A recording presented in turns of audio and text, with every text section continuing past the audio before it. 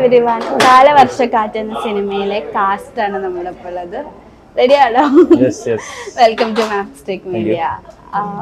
തുടങ്ങി ഇല്ല, ടെൻഷൻ ആവണ്ട. അപ്പം ആദ്യം തന്നെ നമ്മുടെ പ്രേക്ഷകർക്ക് വേണ്ടിയിട്ട് നിങ്ങളൊന്ന് പരിചയപ്പെടുത്താവോ? എൻ്റെ പേര് ഫസൽ എന്നാണ്. ആറന്മുളയാണ് എൻ്റെ വീട്. വല്ലന എന്ന് പറഞ്ഞ സ്ഥലത്താണ് എൻ്റെ വീട്. ഞാനിതിനകത്തൊരു വേഷം ചെയ്തിട്ടുണ്ട് സിനിമയിൽ. ആദ്യം തൊട്ടേ ഇതിൻ്റെ കൂടെ ഉണ്ട് എങ്കിൽ പോലും ഞാൻ ഇടയ്ക്കൊരു നല്ലൊരു വേഷം ചെയ്തിട്ടുണ്ട്. വളരെ നല്ല സിനിമയാണ്. ഞാൻ അവസാനം എൻ്റെ ക്ലൈമാക്സ് ഒക്കെ വളരെ നന്നായിട്ടുണ്ട്. കണ്ണൻ സാറുമായിട്ട് നേരത്തെ തന്നെ പരിചയമുണ്ട്. പിന്നെ സവാദുക്കായുമായിട്ട് ഞാൻ ഈ സിനിമയിലാണ് ആദ്യമായിട്ട് ബന്ധപ്പെടുന്നത്. എങ്കിലും അദ്ദേഹമായിട്ട് നല്ല അടുപ്പമായി. പിന്നെ സിനിമയെ സംബന്ധിച്ചിടത്തോളം ഇതൊരു ചെറുപ്പക്കാരനെ സംഭവിക്കുന്ന ഒരു ട്രാജഡി ആക്ച്വലി എന്ന് തന്നെ പറയാം. പിന്നെ അമ്മ വേഷം ചെയ്തിരിക്കുന്ന നമ്മുടെ പിന്നെ പുള്ളിക്കാരി നല്ല രീതിയിൽ അഭിനയിച്ചിട്ടുണ്ട്. അത് നല്ലൊരു ബ്രേക്ക് ആകും പുള്ളിക്കാരി.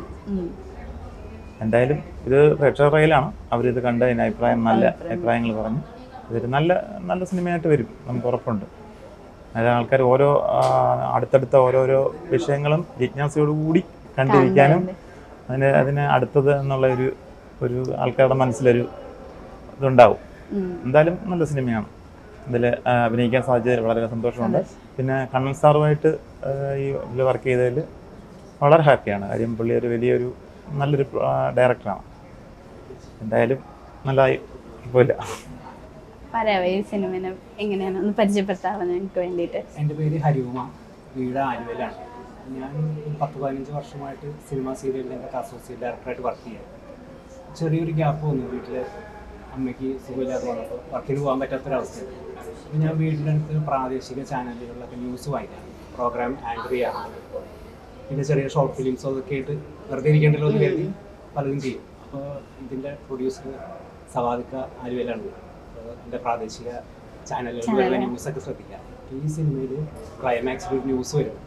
ന്യൂസ് റീഡറായിട്ട് വരാൻ പറഞ്ഞാണ് ഞാൻ വരുന്നത്. റിയൽ ലൈഫിന്റെ ജോലി തന്നെ സിനിമയിൽ. അപ്പോൾ ഇവിടെ വന്നപ്പോഴാണ് ഞാൻ കാലവർഷക്കാറ്റ് എന്ന് പറഞ്ഞ സിനിമയാണെന്നും ബിജു സി കണ്ണൻ ഡയറക്റ്റ് ചെയ്യുന്ന പടമാണെന്ന് കാണുന്നത്. അതിൽ കൂടുതൽ സന്തോഷമായി. അദ്ദേഹത്തെ കുറിച്ച് അറിയാം.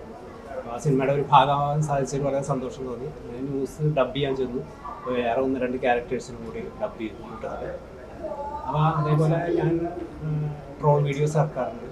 അപ്പോൾ പെട്രോളിന് വില വർദ്ധിച്ച സമയത്ത് അതിന് പ്രതികരണങ്ങളൊക്കെ വന്നുകൊണ്ടിരിക്കുന്ന സമയത്ത് ഞാൻ ആക്ഷേപഹാസ്യ രൂപത്തിൽ എൻ്റെ ചാനലിൽ, ഞാൻ ന്യൂസ് വായിക്കുന്ന ചാനലിൽ തന്നെ ഒരു ഇൻ്റർവ്യൂ പോലെ ചെയ്തു. പെട്രോൾ അന്താരാഷ്ട്ര മാർക്കറ്റ് എവിടെയാണെന്ന് അറിയാമോ എന്നൊക്കെ ചോദിച്ചത്. അത് വളരെ വൈറലായിരുന്നു. പെട്രോൾ ഡാമു എന്നുള്ള പേരിലാണ് പറയപ്പെടുന്നത്. അപ്പൊ ഒരു വൈറൽ താരമാണ്. 10ഓളം ഷോർട്ട് ഫിലിമിൽ അഭിനയിച്ചു. അത്ര വെബ് സീരീസിൽ അഭിനയിച്ചു. പിന്നെ കുറേ സീരിയലുകളിലൊക്കെ മുഖം കാണിച്ചു.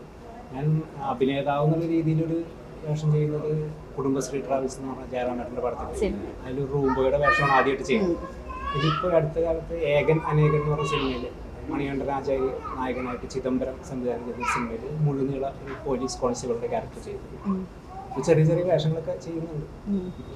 അപ്പോൾ ഈ സിനിമയിലേക്ക് എങ്ങനെ നിങ്ങൾ കാസ്റ്റ് ചെയ്യുന്നത്? ഡയറക്ടർ സാർ വിളിച്ചിട്ടാണോ എങ്ങനെയാണ്? അതെ, ഡയറക്ടർ സാറ് നേരത്തെ പരിചയമുണ്ടെന്ന് ഞാൻ പറഞ്ഞല്ലോ. അപ്പം ഞാൻ വേറെ 3-4 സിനിമകൾ ചെയ്തിട്ടുണ്ട്. അപ്പം മലയപ്പുതി എന്ന് പറഞ്ഞൊരു ഫിറോസ് സംവിധാനം ചെയ്ത് മലയപ്പുതി സിനിമ ഞാൻ ചെയ്തു. അതിനകത്തൊരു പോലീസ് സ്റ്റേഷൻ ചെയ്തായിരുന്നു. അത് നല്ല ഒരു എക്സ്പീരിയൻസ് ആയിരുന്നു.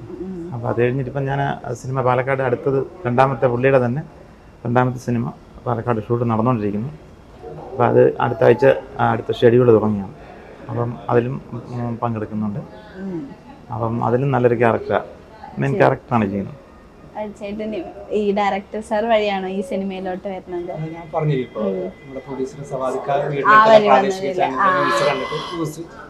അപ്പൊ പ്രൊഡ്യൂസർ വഴിയാണ് വന്നത്. അപ്പൊ ഇതിനു മുന്നേ അവരായിട്ട് പരിചയം ഉണ്ടായിരുന്നില്ല അല്ലേ? ഓക്കെ, ഇപ്പൊ പിന്നെ ക്ലോസ് ഫ്രണ്ട്സ് ആയി.